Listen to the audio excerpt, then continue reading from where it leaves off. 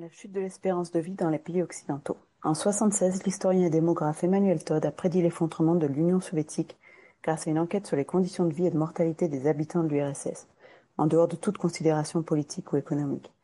Le principe fondateur de ses travaux, dis-moi comment tes citoyens meurent, je te dirai qui tu es.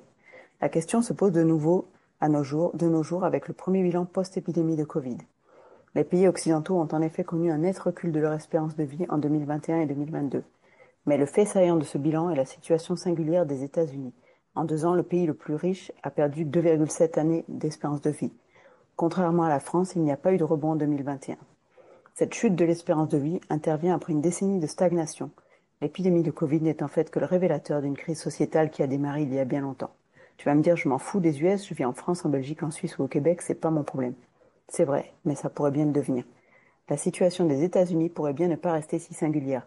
D'abord parce que les US inspirent largement les politiques publiques européennes et que d'expérience, tout finit par nous arriver.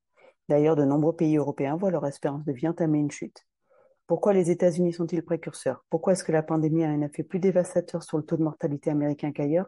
Parce que mourir de Covid, c'est aussi mourir de l'alimentation ultra transformée la plus accessible qui favorise le diabète et l'obésité,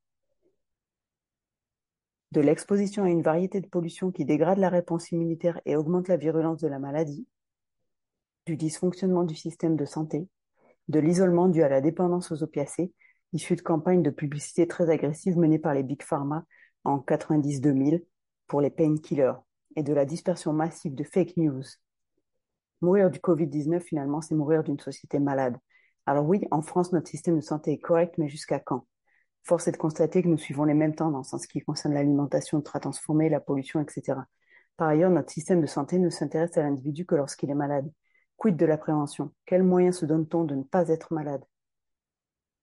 Au risque de paraître pessimiste à ta place, je ne compterai pas sur l'État pour t'expliquer pourquoi les lobbies de l'industrie alimentaire et de l'industrie pharma ruinent ta santé jour après jour.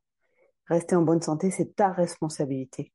Et c'est la vocation de quelques personnes dont je fais partie, qui s'intéressent fondamentalement à l'être humain et qui font de leur mieux pour informer, éduquer, avoir une vision globale la plus objective possible.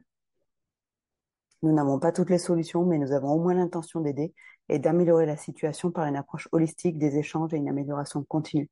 Pour le reste, la réponse est en toi.